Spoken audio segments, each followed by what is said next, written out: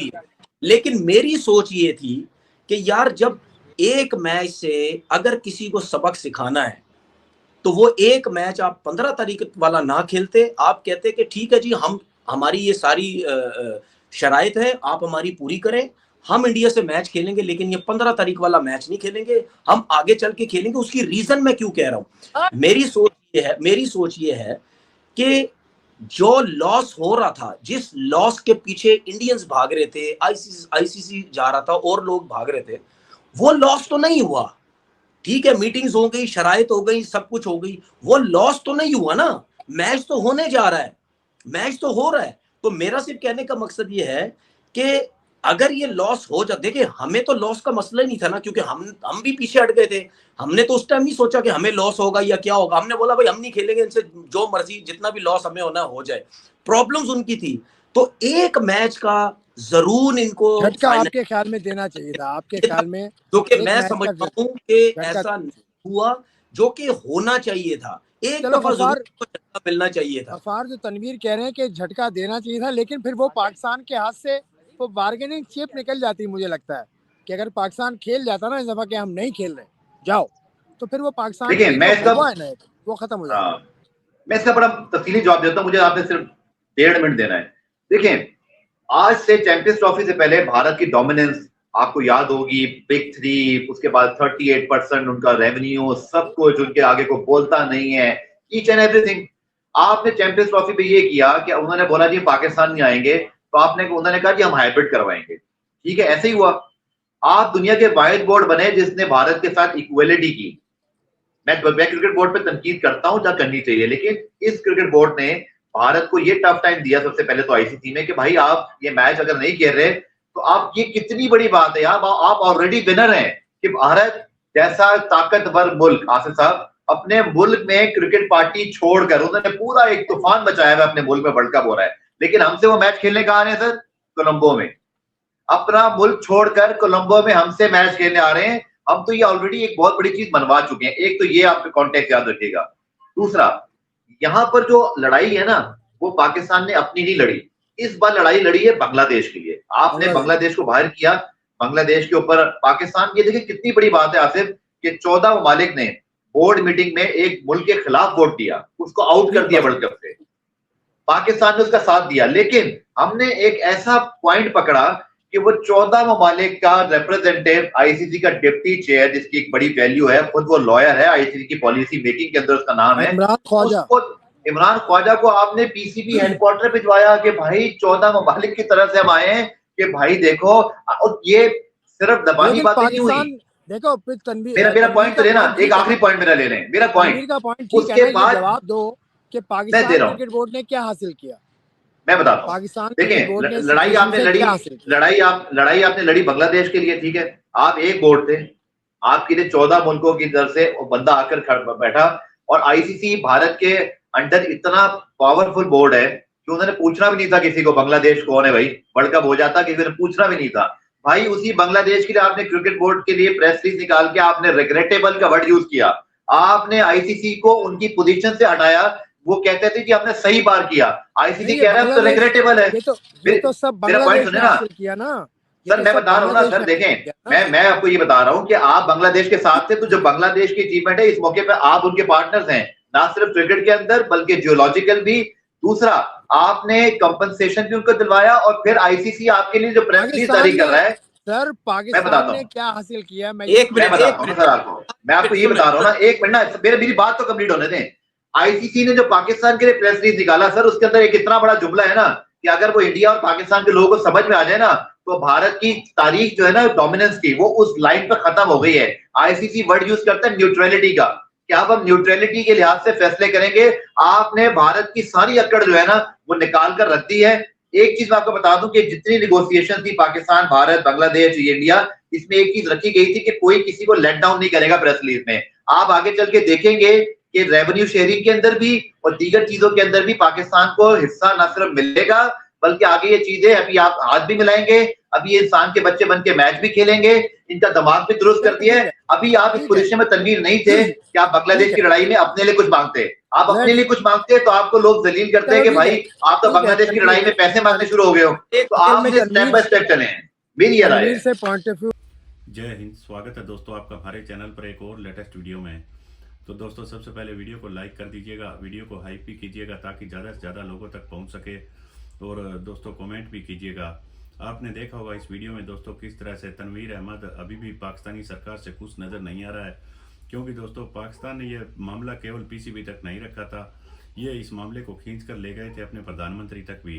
तो उस दिन ही दोस्तों भारत में तो उसी दिन बात यह हो रही थी कि पाकिस्तान एक बार यहीं से भी यू टर्न लेगा, और ठीक हुआ भी वैसा। और इन्होंने दोस्तों आपने देखा होगा किस तरह की मांगे रखी थी कि हमारा फंड बढ़ा दिया जाए, टीम इंडिया हमारे साथ हाथ मिला ले, और हमारे साथ WTC के लिए सीरीज भी टेस्ट मैचों की खेल ले। तो दोस्तों पाकिस्तान इस बात के लिए आए दिन उतावला होता है कि किसी भी तरीके से हम भारत के साथ मैच खेलना स्टार्ट कर दे, तो क्या पता भारतीय खिलाड़ियों से अगर ये रेगुलर खेलेंगे तो हमारी भी क्रिकेट का स्तर भी ऊंचा होगा, और पैसा मिलेगा, और पैसा मिलेगा तो खिलाड़ियों को ज़्यादा फैसिलिटी दी जाएगी, उसकी वजह से कि पाकिस्तानी क्रिकेट थोड़ा सा पुश अप हो सके। तो दोस्तों मुझे तो नहीं लगता कि इन घंटों को किसी भी तरीके का अब कोई भी आगे बेनिफिट मिलने वाला है। इंटरनेशनल क्रिकेट में आपको पता ही है पाकिस्तानी क्रिकेट की परफॉर्मेंस किस तरह की रही है पिछले काफ़ी लंबे टाइम से। आज भले ही ये USA से तो दोस्तों मैच जीत गए, लेकिन नीदरलैंड के सामने इन्होंने सरेंडर कर ही दिया था, बस थोड़ा सा फर्क रह गया। तो आपको क्या लगता है दोस्तों, पाकिस्तानी टीम इस वर्ल्ड कप में कितनी दूर सफर करेगी? हमें कमेंट करके जरूर बताइएगा। चलिए करते हैं वीडियो स्टार्ट। कहां तक पहुंचे हम, क्या खोया, क्या पाया और आगे क्या होगा? देखें, इसमें दो तीन चीजें हैं फरिया। नंबर वन के पाकिस्तान का और भारत का जो मैच है वो इट इज ऑन, और अभी सिर्फ ऑफिशियल अभी प्रेस रिलीज की बांग्लादेश ने, जिसमें थैंक्स किया पाकिस्तान क्रिकेट बोर्ड का for standing up in solidarity, और साथ उन्होंने कहा कि तलकीन की कि आप ये मैच खेल लें because it is integral for the revenue of the ICC, and वो जो कि ट्रिकल डाउन होता है फिर बाकी बोर्ड्स में। तो दूसरी चीज ये है कि श्रीलंका के पाकिस्तान और भारत खेल रहे हैं अब इस वर्ल्ड कप में। जी, और श्रीलंका के प्रेसिडेंट, मैंने तो खैर हफ्ता पहले भी एक पॉडकास्ट में कंफर्म किया था, सो श्रीलंका के प्रेसिडेंट ने बात की है प्राइम मिनिस्टर शहबाज शरीफ से। It's not the cricket, it's the president of Sri Lanka. उन्होंने भी रिक्वेस्ट की कि ये डिनाई नहीं करना चाहिए, और ये इस रीजन के लिए, इस खत्ते के लिए बहुत इंटेग्रल है।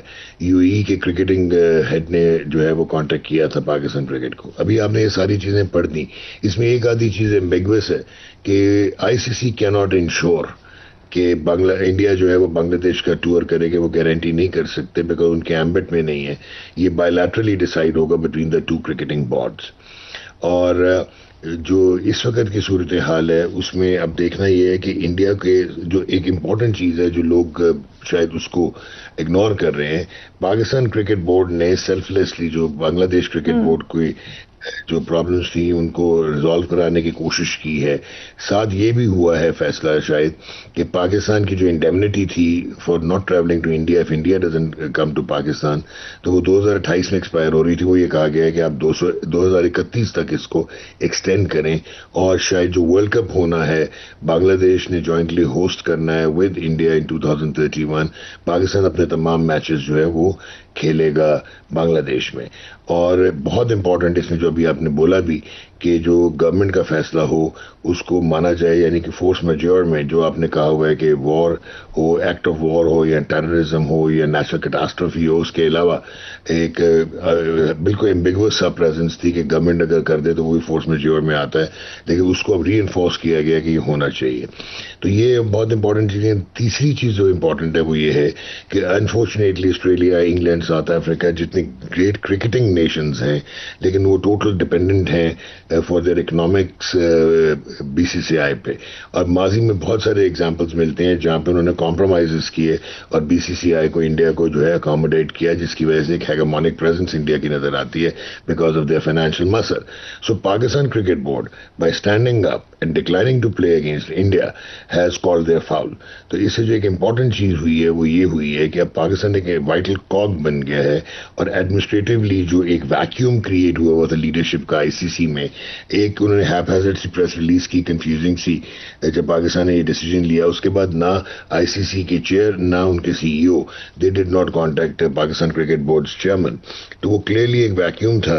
वो अब जो bye standing in solidarity with Bangladesh है ना, तो फुल मेंबर, क्योंकि देखें जो आईसीसी है ना वो एक डेमोक्रेटिक इदारा है जो कि फुल मेंबर वोट्स पे चलता है। अब उनको क्रिकेटिंग एक्सपर्टीज से या क्रिकेटिंग पोजीशन से या रैंकिंग से आप कंफ्यूज ना करें।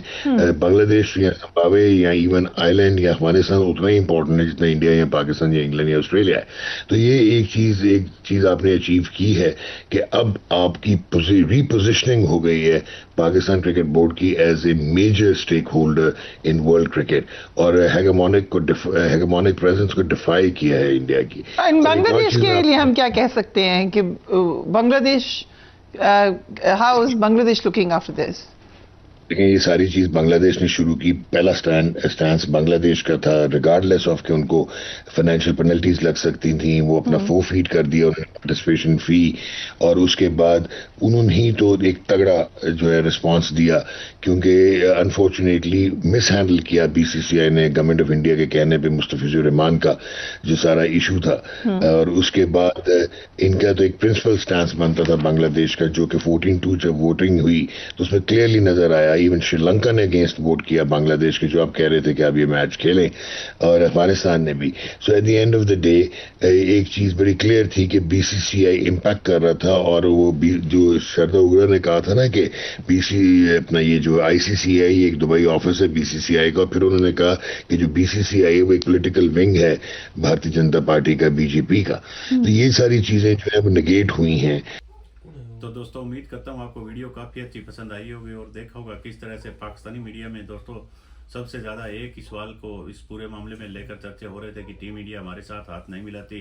तो ये चाहते थे दोस्तों कि स्टेडियम में, अगर मैच से पहले आपने देखा होगा सारे खिलाड़ी अभ्यास के लिए ग्राउंड में आते हैं, उस टाइम हमारे खिलाड़ियों को भी भारतीय खिलाड़ियों के साथ घुलने मिलने का मौका मिले और वहाँ से कुछ सेल्फी बाहर लेकर आएँ, उससे एक प्रोपेगेंडा चलाएँ कि देखिए किस तरह से खिलाड़ी तो चाहते हैं कि दोनों देशों की क्रिकेट हो, लेकिन मोदी नहीं चाहता कि दोनों देशों में नज़दीकियां बढ़े।